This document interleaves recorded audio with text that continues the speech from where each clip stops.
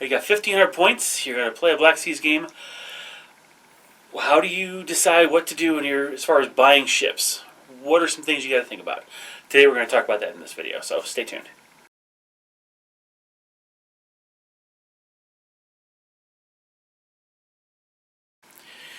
Hello, welcome to today's edition of Hedgehog Naval Academy. Today we're going to be covering kind of building your fleet. How do you build a fleet? You've got 1,500 points. What are you going to do with it? All right, so welcome to today's edition of Hedgehog Naval Academy. Today we are going to be taking a break from the rules of play per se, and we're going to talk more about the rules for building fleets. There's two aspects to this.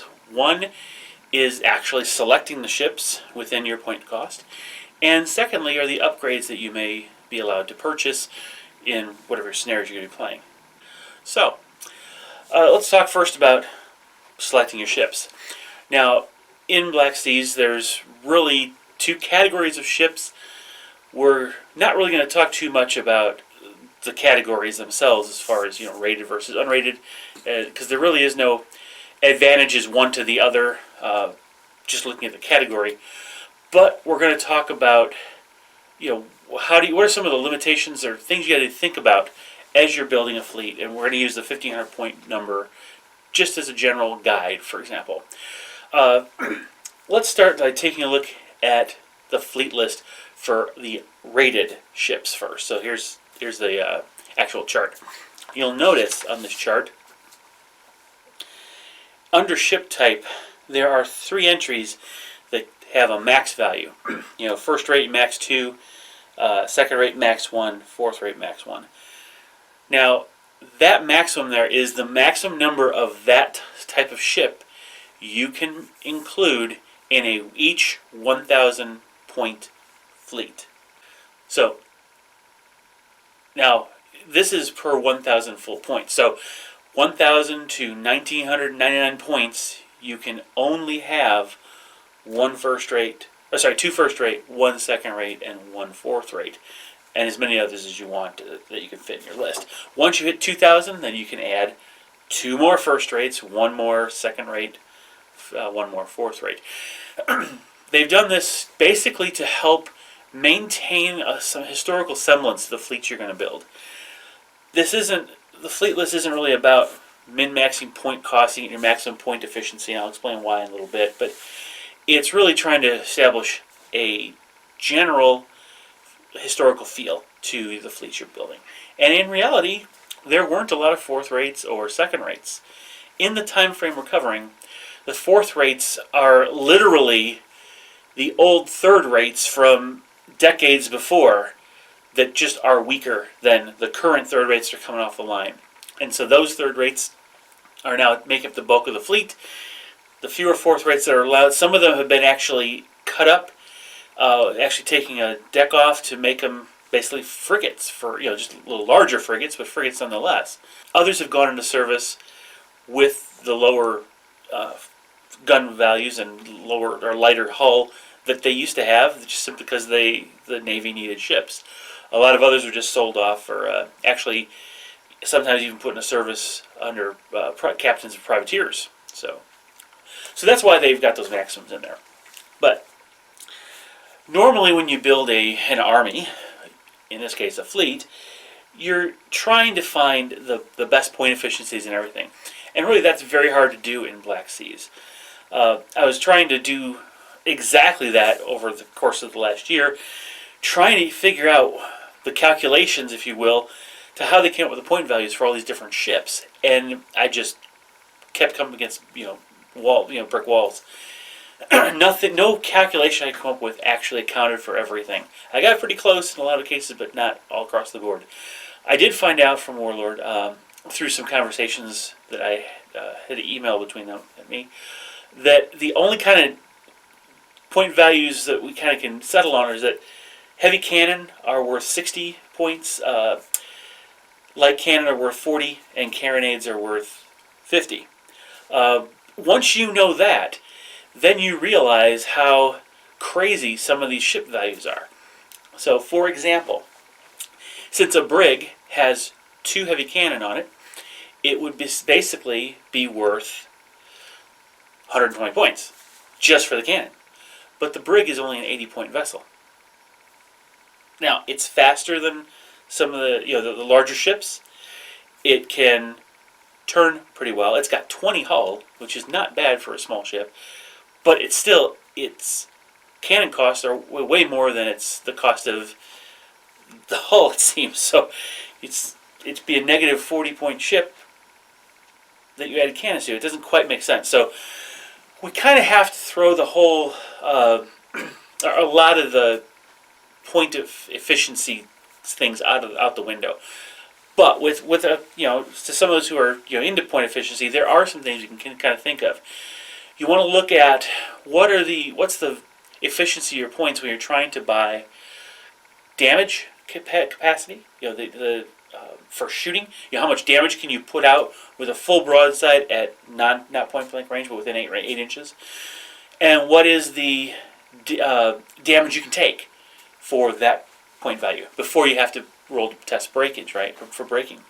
So I did some calculations, and I was kind of surprised to find out some of the numbers. They're actually pretty close up and down the list of ships. So, for example, first rates, all these come in around 21 to 23 in that range. It turns out from a point efficiency perspective, from damage, number of cannon shots or damage you can deal at 8 inches per point you buy, or points. It only costs like 18.75 points to get the 8 damage you can deal within 8 inches on a frigate. Whereas the next closest ship is the 6th rate, which costs 20 points for each damage you put out. Above that, you end up with the 3rd rate. This is the bulk of the navies, or 3rd rates. That's also 20 points. So everything else, 1st, 2nd, and 4th rates, are all higher than that, ranging from 21 basically up to 23.5, which is 2nd rate. So your point efficiency are actually better with your 1st rate than your 2nd rate. Go figure. Now, from a hull integrity perspective, you kind of have something similar, but the scoring comes out a little differently. In this case, the most point efficient ship is your 3rd rate. So for 5.71 or 5.7 points points to your fleet, you get essentially a hull point. Again, taking the total hull points minus the break value. That's your actual range. Okay, so that's the most efficient use of points to get damage capacity as far as being able to absorb damage. After the 3rd rate, it's the 4th rate, and then it jumps down to the 5th and 2nd rate, and then from there it goes to the 1st rate and 6th rate. So that 3rd and 4th rates are your most point efficient when it comes to taking damage, whereas your 5th rate and then is your most point efficient when dealing damage, with the 2nd and 3rd place being on dealing damage are the 3rd rate and 6th rate. So that's not too bad. You've got a lot of flexibility there. You're not really hurting yourself if you go with one rating over another. So we got to look at things a little differently. Instead of looking at point efficiencies, let's look at what you can do on the table. Think of each ship, regardless of which kind you get. You really have 2 sides that you can really shoot off of. I'm going to ignore the bow and stern chasers simply because not all ships have them, and they're really only 1 or maybe 2 shots. Not always very effective, and you don't always get to use them very often. But you do get to use broadsides quite a bit. Broadsides are how you rake, so that's how you get real good damage output. So when you look at the options here, you can go with these larger ships, 1st, 2nd, and 3rd rates, which give you a lot of guns on each ship. But you're paying points for that, a lot of points for it. Matter of fact, for a large 3rd rate, it's 280 points, compared to a 1st rate, which is 450. Now, that's not a bad thing, but when you realize that you can buy 3 5th rate frigates for the cost of 1 1st rate, you have to start asking some questions. How are you? What's your play style? Do you like to get in close and start hammering things? Are you relying on your maneuverability? Are you good at kind of maintaining initiative, wind gauge, for example? And are your tactics sound? Because really, 3 frigates can probably handle a first rate in the game. From this perspective, if I keep all 3 frigates on the same side of the one first rate, the broadside from the first rate can only hit one of those 3 frigates in any given turn. And I could even position my frigates in such a way where I could fire all 3 of them at that one first rate. Now, if I think about it, and I look at the actual stat values, the firepower of 3 first rates is 6 heavy, 3 light, 3 carronade, which compares to 4 heavy, 3 light, 3 carronade that 3 carronade that the first rate delivers back. So you got a heavy cannon advantage. Now, mind you, there's a full broadside hitting a frigate is going to do a lot more damage. With a frigate, you only have 24 points before you have to worry about striking your colors, and with the first rate, you got 69 points. So, even looking at that, your frigates are a little more, as far as total hull points available to the frigates, you've got a little more than 3 times what the first rate has. So, where this matters, again, you're not really necessarily going to want to do 3 frigates against the first rate, but think of it, you have more options available to you if you take more ships. You have more things that can fire, and for example, you can stagger your ships and put it in such a way that the furthest one away from the first rate can sail into position, fire its broadside. The second one can come up, fire its broadside, and be just a little bit within the broadside arc, and provide cover for one further away. You can jockey position so that the ship that got hit the first time from the first rate ends up moving further away from the first rate, and one of the healthier ships can move in. So, forcing the first rate to go after a healthier ship, you have a lot more options available to you tactically in any given turn when you have more ships. So you may want to consider not stacking everything into the first rate category just because you have the points. You might want to go with a couple third rates, because you could get 2 first rates. That's 900 points. Well, for 900 points, you can get 3 large third rates plus some other unrated ships. You get a lot more for the cost of 2 ships. You get 3 plus a little support ship. So you may want to consider going with multiple ships instead of just focusing on the biggest, baddest ones. Now, of course, it's always fun to run that single named ship first rate, the Victory, the Trinidad, L'Orient. Of course, L'Orient.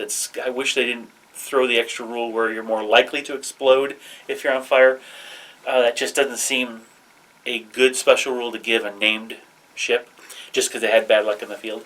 It wasn't a design flaw, it's just something that happened in real life.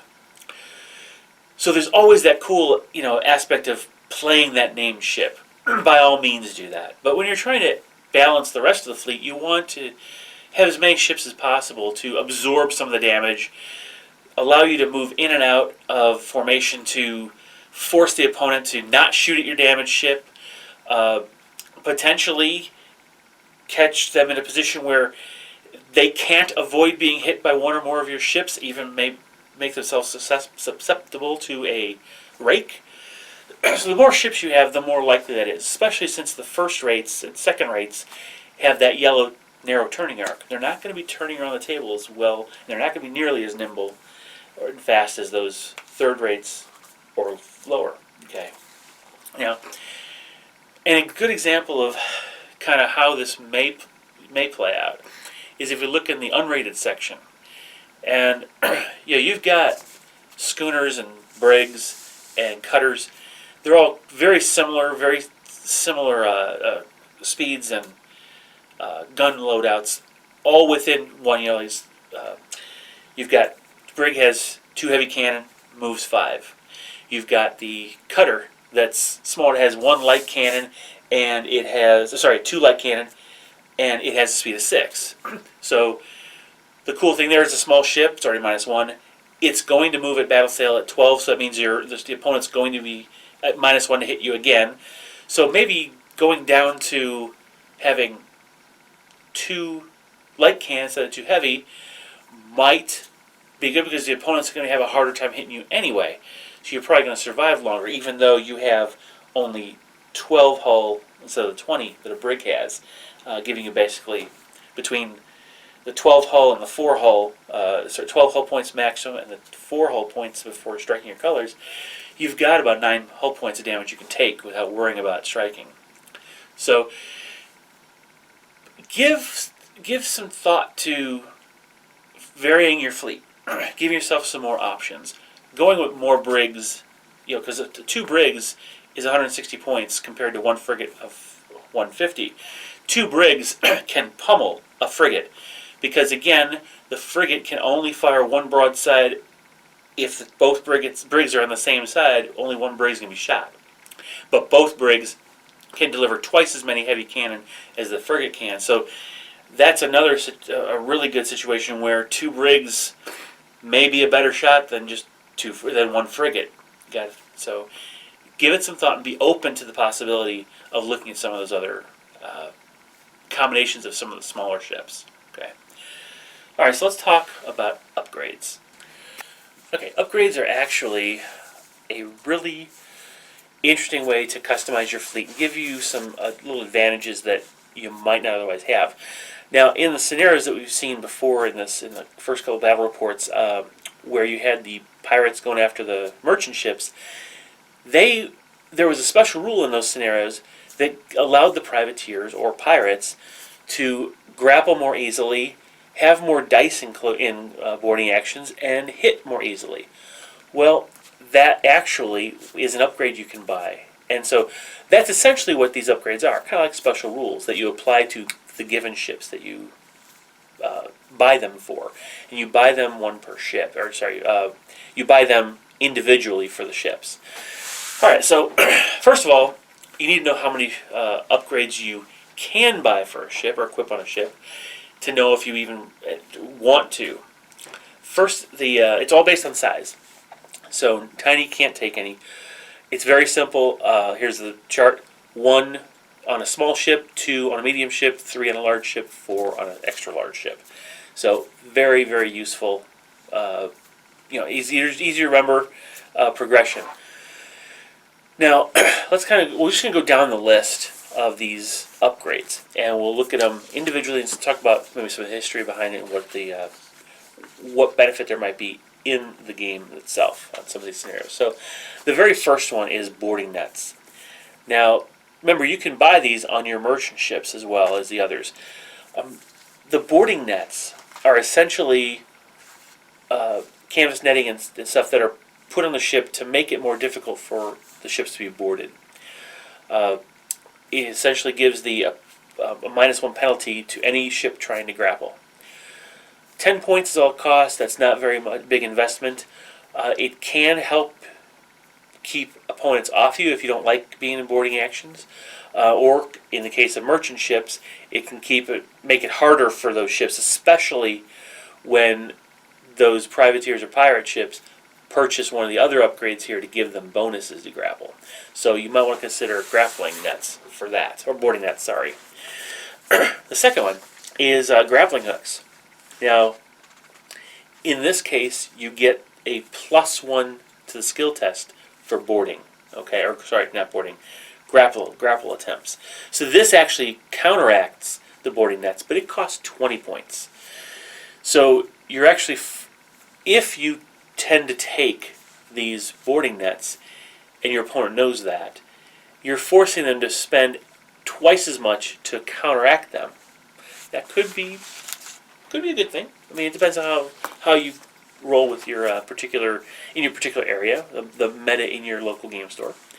But grappling hooks probably is a good investment if you're really focusing on trying to capture the opponent's ships in campaigns, or in, like, for example, the what is it? What's the Smuggler's Run? There's it's a really nice, really fun campaign with smaller ships mostly. Grappling attempts. There's certain scenarios where you might want to grapple the opponent's ships, and that is actually, there might be a good reason to buy it there for that particular. Again, it's a campaign. The next one is grenades. Now, this is a 30-point upgrade. The reason it's so expensive is that it gives you a +1 to the target number in a boarding action. So, regular crew start at 5 to hit on D10s in boarding actions. Grenades make it a 6. So, right there makes it more easy. Remember, every time you do a hit on a boarding action, it's 2 hull points taken off. So, grenades can be very valuable that way, considering the more crew you have, the more dice you're rolling. With even +1, the more likely you are to hit with those. You're going to be shaving off more damage. The more you hit in a boarding action, the less likely you're going to be to lose, which means less likely you are to strike your colors in the boarding action. So that's why it's important. 30 points is why it's expensive. It helps you prevent striking your colors because you're not going to lose as often, unless dice really don't favor you. But it is really helpful when you go up against, especially inexperienced, because it's really going to change the margin of success between you and the target ship. Lucky is an odd one. It costs 30. Personally, I'm not going to be able to tell you whether this is a good one or not. It's up to your playstyle. But once per game, you're able to re-roll all the dice for a single skill test, shooting attack, or boarding action. But you have to roll the successful ones too. You have to re-roll all the dice for that one thing. So this could be a situation where you've got this perfect stern rake at point blank range, and you flub it. This could undo and actually make the stern rake that deadly shot that you wanted it to be. Could be a skill test to grapple in one of the last couple naval exercises. On the very last roll of the very last turn, on the activation of the very last ship, a successful grapple attempt caused me to win the game. Otherwise, it would have been a draw. Now, had I flubbed that roll and had the lucky roll, I could have re-rolled that, right? And that would give you that much more of a chance to win the game instead of draw. So, again, lucky it's entirely up to you, your play style, and how lucky you really feel. So I think lucky players will buy that. Unlucky players probably won't. That's just my read. The next couple are actually based on some historical roles on the ship. Master Carpenter, position on the ship. Remember, a lot of the crew were, I'll call them tradesmen, craftsmen. They were carpenters because they need to maintain and repair the ship. Well, if you have the Master Carpenter upgrade, you have a +1 to any skill test to repair damage. And as you know, getting a D6 repair, hull repaired, can change the game. So, giving you a +1 to that makes making a 50-50 chance to succeed with a regular crew, and a 2/3 chance of succeeding with a veteran crew. You're going to keep your ship afloat a lot longer, unless you're really bad at rolling those D6 damage recovery dice. So. Master Carpenter, it costs 20 points, so it's not that big of an investment, but it can keep your ship around if you find yourself using the repair rule a lot. The Master Caulker, again, related to the maintenance and repair of the ship. When attempting to repair damage, you repair an extra 2 points of damage, even if you fail your skill test. So this one's actually costs 20 points as well. So arguably, this one's actually maybe better because you're always going to have at least 3 hull points repaired every time you make the attempt, but as high as 8. So depending how well you are at rolling the skill test, that can go either way. But it's only 20 points. not a bad one. Master Gunner is not so bad. It's pretty expensive. It's 30. But it's essentially the first time the ship fires in the game, you can reroll misses. Now, if you're one to fire at longer ranges in the initial broadsides, you might want to do this. But if you like to get in close, where you don't have a lot of modifiers, you're going to be hitting a lot more often anyway. This will allow you to maybe ensure that your first broadside is a dangerous, deadly broadside. But again, at 30 points, that's a quarter of a sixth rate. That's not all that. That's 1/5. That's 20% of a frigate. So that's pretty expensive, but especially for one use only, really. All right, the next one of my absolute favorites, but I play the Spanish, so what do you know? Is Overgunned. Now you can only buy this one on rated ships, so sixth rates through first rates. There is an exception in the Smuggler's Run book, but again, that's a special campaign, and they made this rule separate for that. But Overgunned is used in these ships to add one heavy and one light cannon to each of the two broadsides. That's a lot. It's 100 points. Okay, that's an expensive upgrade, but that really puts you on par with some of the heavier ships. Let me give you an example. So I'm looking here at the ship of the line. The rated ships, and let's look at going from a fifth rate. You've got two heavy, one light, and one carronade. For 100 points, you basically end up with a fifth rate that has the same firepower as a small third rate. So it retains its 5 knot speed. It still has its 36 ship points, but it now has 3 heavy, 2 light, and 1 carronade. So it's the same as actually buying a small third rate. But again, here, this is why I'm not certain about these point efficiencies, because you get a lot more hull points even though you're moving slower with a third rate if you just went out and bought a third rate instead.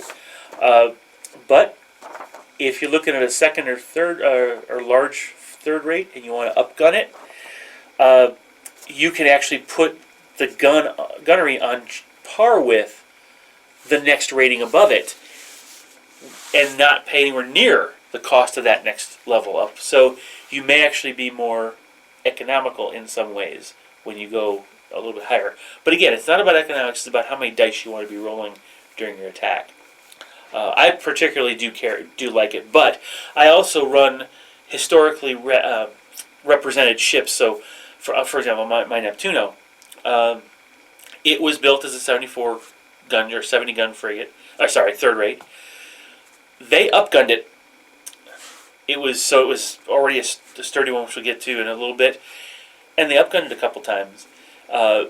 In the end, it was firing above its weight, if you will. So it could be accurately represented with this upgunned upgrade, even though it cost me an extra 100 points. So I often do that.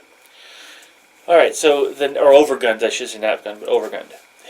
Now the next one is something I also enjoy doing, but I don't do it very often. It's more carronades.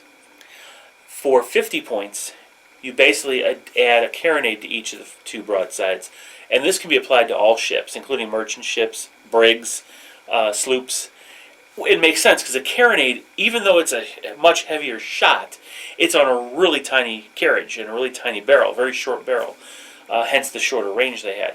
So carronades might be a good choice, especially if you're good at getting in close and engaging the enemy. If you find yourself more often than not firing within 8 inches of your opponent in most of your games, more carronades might be a very good investment for you, because that's additional 3 damage that you could be inflicting if you hit.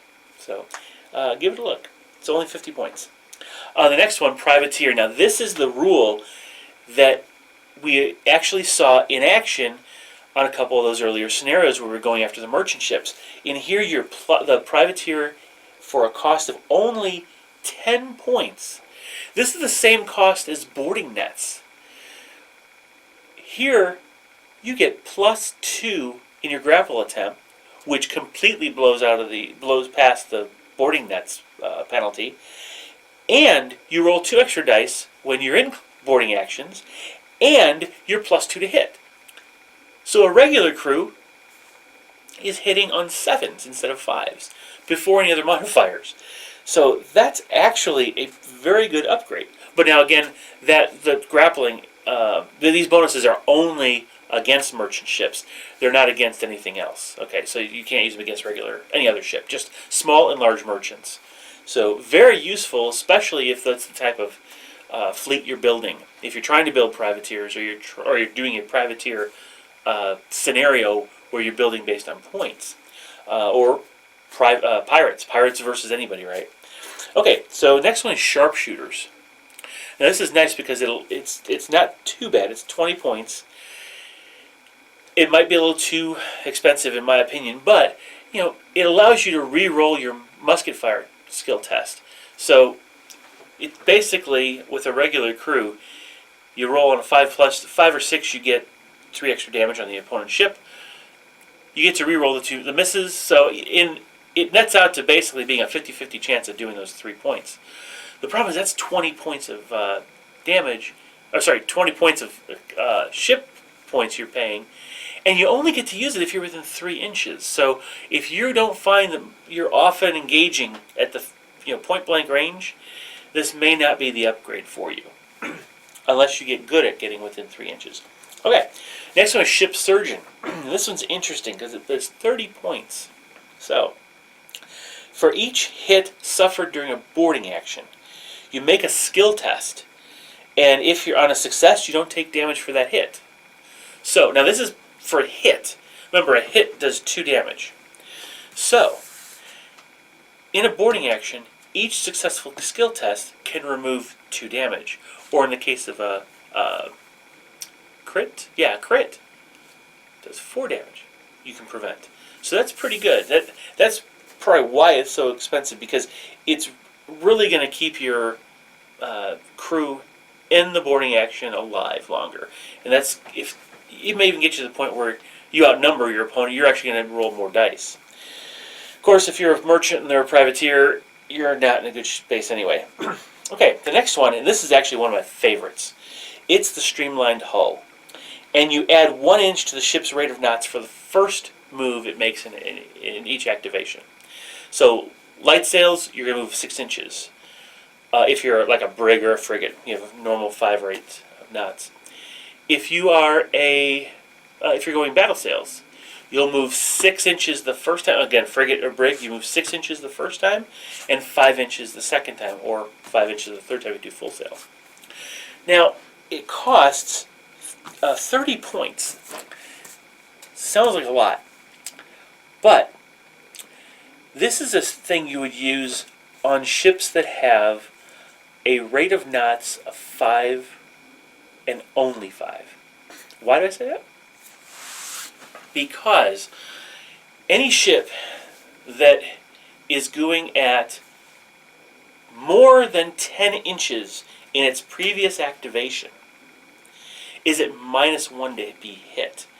So that -1 can add up. That could spell a difference between taking some damage and not. So if you have a 4 rate of knots, you're going to be moving, at battle says you're moving 8 normally, 9 with this upgrade. Doesn't give you any benefit. A 4 knot ship doesn't need it. A 3 knot ship can't get it. A 6 is already moving in battle sails, already moving 12. It's already a -1 to hit at a battle sail. So only the 5 knot ships, and I'm looking for reference, the 5 knot ships are your 5th and 6th rates, your brigs, your large galleys, your bomb catches, your barks, and your schooners. So a lot of the ships that actually are out right now in model form, especially brigs, schooners, and bomb catches. Those, of course, your frigates too. Those are all going to benefit because the first time they move, they're basically moving 11 inches, and that's what you need to trigger that -1 to your opponent's roll. So, if you think about it, that'll help counteract the British +1 cannon roll, or cannon firing bonus they get as a national trait. So, personally, I like to do it. Now, again, from a historical perspective, several of the designs of Spanish ships were known for their speed. The San Juan, I wish I could honestly correctly pronounce the full name. The Diana and the Ninfa, which is related to the Diana, same design, were designed and noted for their speed. They were much faster than their contemporaries. So they would qualify for and be represented well by buying this streamlined hull upgrade on them. Granted, 30 points, but I like running historically representable ships, right? So that's just me. Okay, let's move on to the next one. This is my favorite, absolute hands down favorite. For a mere 60 points, I know it's expensive, you get 20 hull points. Now that's huge. Now, let's go back to my earlier talk about point economy when you're looking at the ships and how much you pay per damage. Think about this range of ships, the range of all the ships, all the rated ships. It ranged from like 5.75 points, ship points per hull point of damage, and it would go up to almost like 6 point. Let me look at here now, 6.75. Here you're paying 3 points per hull. This is a very economical way to add hull points to your ship. And all of a sudden, we'll use the lowest example. A brig that has 20 hull points now has 40 and still has a break value of 7. Your regular 5th rate has now 56 hull points and a break value of 12 still. Now, if you also use the damaged ship rule, you just essentially took the brig. We use the brig as an example. After a brig takes its 11th point of damage, it's now damaged and takes a lot of modifiers. Can't go at full sail. Half its cannons are halved. By giving it this one upgrade, now it takes 21 points of damage to get it to that point. So you make your brig a lot more impactful or effective and long-lasting in your list. Now, of course, the brig goes from an 80-point ship to a 140-point ship. And so you might think, well, why not go just spend 10 more points and get a 5th rate? I agree with you. There might be other better upgrades for that. But looking at a historical perspective, one of the things that's noted quite often historically by the British is how amazed they were at how hard it was to sink Spanish ships. They just could take a terrible amount of abuse. The Santísima Trinidad, aside from being the largest ship, was just pummeled into submission. And yet it could still, with all of its masts gone, it was still in great fighting shape as far as number of cannon. It didn't have a lot of its cannon taken. I think it was 20% of the cannon were dislodged. It still had 80% of the cannon able to fire. So, now granted, there was a lot of casualties. The captain probably made a wise decision as far as sparing human life, but it wasn't going down easy. And most of the ships of all sizes, Spanish design, seemed to be a lot sturdier than the British counterparts. They were also a little bit larger, which also helped. So the sturdy rule can help you, by spending those 60 points, give you a more sturdy ship, take some more of that abuse, and represent more Spanish-type ships compared to the regular British and stuff. So that's kind of the reason I use it, and I buy it on all of my capital ships when I have to. Or, sorry, let's use it right there. All my rated ships. Okay. So the next one we're going to cover is swivel guns. Now this is actually a pretty good upgrade. It's 30 points, and if you like to get into boarding actions, this is probably one you'll want to invest in. Because you don't need to, this is in addition to all of your other guns. This is swivel guns, so you'll be able to get up close and personal. with your ship. Fire its broadside within 3 inches, because you're going to want to grapple, right? Fire its broadside, do a lot of damage. Heck, if you use grape shot, you do all this bodily damage, to the crew. Then you've got your musket fire. Then you grapple, and then you get, if you spend this 30 points on upgrade, before the first round of boarding action, you make a successful skill test to inflict 4 damage automatically on the ship's crew. That's before your boarding action. So, essentially, you've just done more damage to increase the likelihood that you are going to win the first round of combat, forcing your opponent to make a morale check to avoid striking colors. Or, yeah, basically a skill test to avoid striking colors. So, if you like getting stuck in, this might be a good upgrade for your ship. And then finally, Trained Marines. This would be a 30-point upgrade as well, but this gives you a +1 target number to your boarding actions against all ships. So again, regular crew would end up hitting on 6s instead of 5s. Veteran would be hitting on 8s instead of 7s. Sorry, 7s instead of 6s. Okay. If you like to go in boarding, you've got the points to spend. This is one way of doing it. Personally, I think I would like swivel guns more for the same cost. But again, swivel guns is just the first time you get to take out, with a skill test, you get 4 additional crew damage.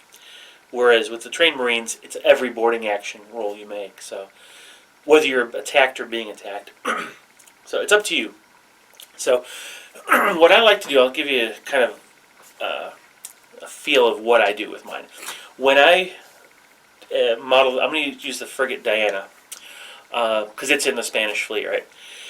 It's a frigate, obviously. I will buy, to represent it as it when it was first really launched, I'll buy streamlined hull and sturdy, because I buy almost all my ships with sturdy. So that gives me more hull points and gives me that 11-inch move at battle sails, which makes me -1 to be hit. So I like using that, and that represents kind of what the Diana and the Nympha were like in reality. It's one of the things that they were known for.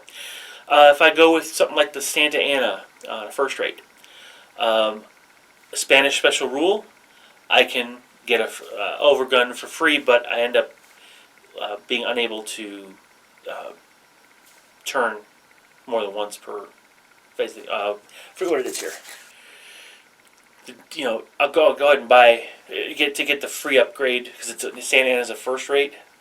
I can get a free upgrade of overgunned, but I'll have to make a skill test every time I go full sail. Don't know if I need to do that much. We'll talk later on advanced wind rules, and that I may do it more there. But I could also forego that and pay the 100 points and not have that ability, but still go with the overgunned. With something like the Santa Ana, I would, because it's a first rate, it's extra large. I'll take sturdy, which makes sense for a Spanish ship. I will take overgunned, because it was overgunned. It was built as an 80-gun ship of the line and bumped up to 112. And I'll throw on more carronades. So those 3 upgrades will be on my Santa Ana. On my Neptuno, again, sturdy and more. Well, again, it depends on era. Okay, as built, it'll just have sturdy. It went through 2 refits as far as cannon, and there's one point where it's just overgunned, and one point Trafalgar where it was overgunned and has carronades. So I have a ship car with all 3 of those combinations on there. So that's kind of the way I do my upgrades. I do have a couple privateer brigs and a pirate brig, and so they automatically get the privateer one. That's the one I would get, because I would use those when I'm doing my like the smuggler's run or going up against merchant ships and such. So I wouldn't even use sturdy on those. I would just use the privateer. Being small, that's all I would get. So that's really all there is to the upgrades, and you really have to think in terms of, do you have the points to spend, and how do they match up to your playstyle? And also, since you're building these fleets for a specific mission, you can consider what is the mission about. Are you going to be facing merchant ships where privateer would matter? Are you going to be trying to capture ships where you want to go into a boarding action and win the boarding action? Or do you just need to force them to strike their colors or prevent striking your colors? So maybe sturdy is important, or having more cannons more important. Those are the kind of things you want to think about when you build your fleet. I kind of like the way they've designed these upgrades and the way they got the ships costed out, because you really don't have a lot of the like they used to have Math Hammer, where you really tried to min-max all make the maximum point efficiencies you could come up with. It really doesn't work really well here because some of the point efficiencies don't line up ship to ship to ship. So it depends on where you want to put your points. You want to focus on dealing damage, you want to focus on the health of the ship, maneuverability, options by having multiple ships versus one. Entirely up to you. A lot of flexibility, and you'll still be able to develop a fleet that is very versatile and successful, even if you go with the more smaller ships versus the fewer larger ships. It will definitely be a tactical exercise if you are trying to go against larger ships. But again, if you're clever in your maneuvering, you could keep pummeling those larger ships and stay out of their firing arcs as much as possible. You might come out ahead pretty easily. You'd be surprised. So, all right. Well, hopefully that was kind of enlightening, helpful. Feel free to discuss in the comments below what you might advise taking, why it's maybe a good idea to take one. I don't think there's a bad idea for any. Any of these are bad to take. They're all situational. So try not to be too negative, but offer opportunities, or why you would take one approach versus another. Because I think I don't think there's any one right way. So that's just my opinion. So do me a favor, share, like, subscribe, and I'll see you guys in the next naval exercise. All right, bye-bye.